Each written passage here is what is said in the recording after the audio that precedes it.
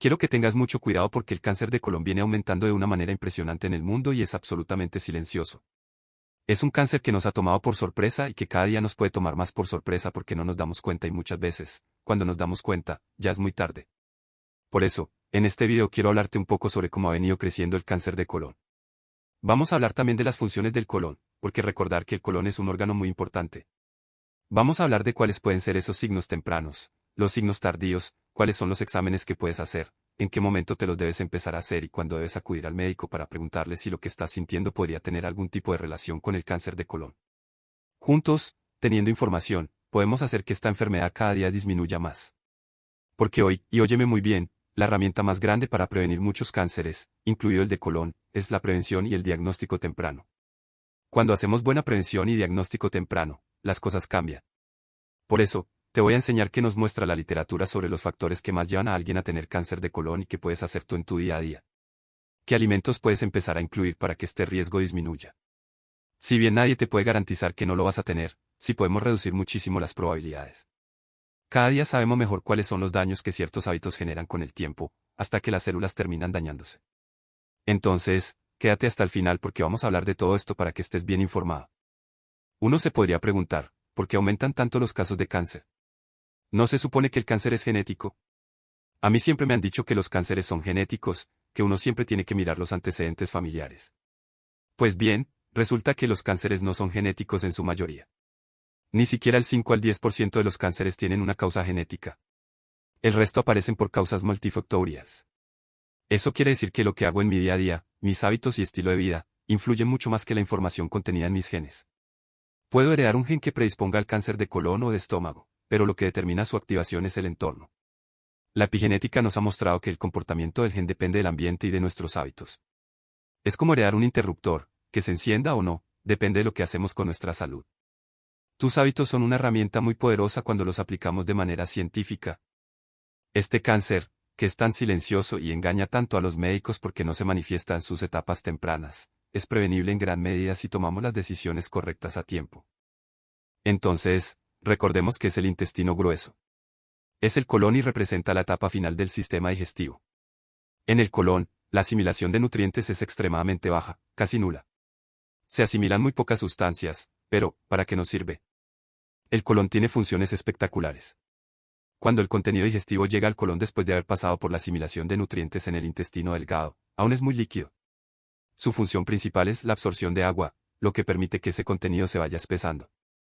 Este proceso ocurre a lo largo del colon, pasando por el colon ascendente, luego el colon transverso, después el colon descendente y, finalmente, el colon sigmoide antes de llegar al recto y al ano para su eliminación. Cuando el contenido llega al colon sigmoide y al recto, ya debe estar mucho más seco y con una consistencia de pasta blanda, como lo vemos en la materia fecal. Esta es una de sus principales funciones. Colon a nivel inmunológico y antiinflamatorio. La microbiota juega un papel fundamental en estas funciones. Aunque hay microbiota en todo el cuerpo, piel, intestino delgado, estómago, esófago, boca, ojos, útero, etc., la del colon es la más abundante, tanto en cantidad como en diversidad de especies. Esta microbiota tiene una relación estrecha con el tejido inmunológico del colon y con la red inmunológica general del cuerpo. De hecho, alrededor del 70% de nuestra red inmunológica se encuentra en el tracto gastrointestinal. El colon cuenta con una triple barrera de protección. Capa de moco, que actúa como la primera línea de defensa. Uniones estrechas del epitelio intestinal, que son más importantes en el intestino delgado. Barrera inmunológica, que actúa como una defensa más profunda. El equilibrio y estabilidad de esta triple barrera dependen en gran medida de una microbiota saludable. Entonces ahí tenemos las funciones del colon. Pero y obviamente la tercera función es pues la eliminación de la materia fecal, porque a la larga pues tenemos que ir eliminando eso. No está en discusión. Pero recuerda que este cáncer es un cáncer que más o menos se puede decir que en el 2020, 1.9 millones de personas en el mundo entero se diagnosticaron con casos nuevos de este cáncer. Es la tercera causa de cáncer en Estados Unidos y recuerda que el cáncer es la segunda causa de muerte en el mundo, independiente de cuál sea el país y donde lo vemos más, en los países que tienen dieta industrial, países como Estados Unidos, países como Canadá, muchos países de Europa, en Australia, países que tienen alimentación con productos altamente industrializados, es donde más lo vemos. ¿Qué otra relación lo vemos? En personas que tienen obesidad, personas que tienen tabaquismo, personas con alcoholismo, personas con historia familiar de cáncer de colon, también deben tener obviamente una atención mucho más alta para el desarrollo de esta enfermedad. ¿Cómo se va formando el cáncer? ¿Qué es lo que empieza a pasar? Piensa por un momento, ¿qué pasa si yo tengo una tubería? La tubería, pensemos en la tubería de lavamanos. Si en la tubería de lavamanos debería estar bajando únicamente agua, crema de dientes, jabón de las manos y nada más, y ahora le empieza a bajar petróleo caliente, aceite caliente, un montón de químicos tóxicos. ¿Será que el revestimiento de ese tubo se puede empezar a dañar, a deformar, incluso a perforar? Y uno dice, pues sí. Bueno, pues sí, por tu intestino lo que termina bajando es todas las porquerías que nos vivimos comiendo hoy en día, la inflamación crónica, la falta de fibra, la falta de estabilidad de la microbiota, empieza a hacer que estas células puedan cambiar y se empiezan a volver anormales. Y muchas veces lo primero que aparece es un pólipo, que es como un pequeño champiñoncito que aparecería en el tejido del colon, y usualmente aparecen hacia el final del colon. Por eso, muchas veces son fáciles de ver en una colonoscopía. Y este primer cambio es lo que, en la gran mayoría de los pacientes, porque no es en todos, empieza a tener un crecimiento que luego se va a convertir en un tumor.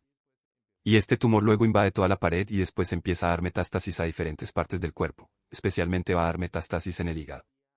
Entonces, los síntomas no, ¿qué es lo que empieza a pasar? Piensa por eso, quiero que le prestes atención a estos síntomas que te voy a decir, que pueden empezarnos a mostrar que algo no está sucediendo, que algo no va bien con tu colon.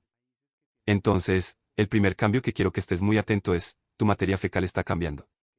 Alteraciones anormales en la composición de tu materia fecal. Si de un momento a otro empiezas a tener diarreas que antes no tenías, presta la atención. Si de un momento a otro empiezas a tener un estreñimiento que antes no tenías, presta la atención. La oscilación entre diarrea, estreñimiento, diarrea, estreñimiento, préstale mucha atención. Número 2. Tener sangre en la materia fecal. Esto nunca es normal, nunca. Tanto sangre roja como sangre digerida. Y uno dice, ¿cómo así sangre digerida? Pues puedes ver como costras que se ven como unas vetas en la materia fecal o las puedes ver en el agua, o puedes ver algo de sangre un poco más digerida que se mezcla con la materia fecal y se ve en la materia fecal negra o café, muy oscura. Pero principalmente es negra. Se llaman melenas. ¿Por qué? Porque esto viene de un sangrado que puede ocurrir en el colon ascendente por un tumor en el colon ascendente que alcanza a tener algo de paso. Y las melenas, usualmente, son muy blandas. Entonces, mucho cuidado, porque el sangrado en la deposición o la deposición negra nunca es normal, nunca. Número 3. Que te hagan un examen de sangre, un cuadro hemático, y vean que tienes anemia sin ninguna explicación.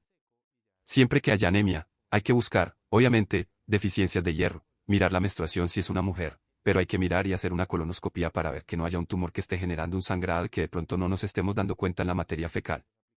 Número 4. Empezar a tener dolores abdominales que antes no tenías, que no tengan ninguna explicación, o la sensación de masa, que de pronto te toques y digas, uy, pero yo me siento un poco grande. Esto, por favor, nunca va a ser normal. No es que, uy, yo me siento una masa porque comí mucho y eso debe ser. No, esto nunca va a ser normal. El abdomen siempre debe ser blando, siempre debe ser compresible, nunca debe estar con alteraciones.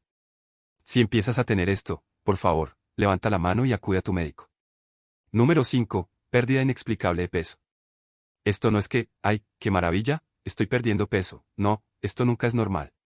Número 6. Empezar a tener vómitos frecuentes. De nuevo, también tener vómitos frecuentes nunca es normal. Entonces, ¿cómo se diagnostica? Vamos a ver cómo lo podemos diagnosticar. La prueba de oro siempre va a ser la colonoscopía, que es meter una manguera que tiene una cámara en la punta. Se mete por vía rectal y ahí se llega absolutamente a todo el recorrido. Se llega hasta la primera porción del colon ascendente, porque entra uno por la última parte y da toda la vuelta, que ya te acabo de describir. Se hace una observación directa, y para esto se hace una preparación para tener el colon limpio. Uno toma muestras que se llevan a biopsia cuando algo no está yendo bien. Entonces, si hay un pólipo o estos champiñoncitos que te dije, que se forman, hay que irlos a estudiar. Porque hay algunos que, si bien pueden ser por inflamación o hay algunos que son infecciosos, hay otros que ya pueden tener algo de conversión tumoral. Y es muy importante, en ese caso, iniciar con un tratamiento. Se pueden hacer otras pruebas de sangre, se pueden hacer pruebas de ADN, que se pueden hacer en la materia fecal. Uno puede también mirar un pedazo de materia fecal y mirar si hay sangre oculta, porque muchas veces no nos damos cuenta que esto pueda estar. Pero no ignores las señales. Lo más importante es la prevención. Hay un libro muy bonito que se llama La primera célula o First Cell, de la doctora Ara Raza, que es una oncóloga en Los Ángeles, que ha trabajado mucho esto.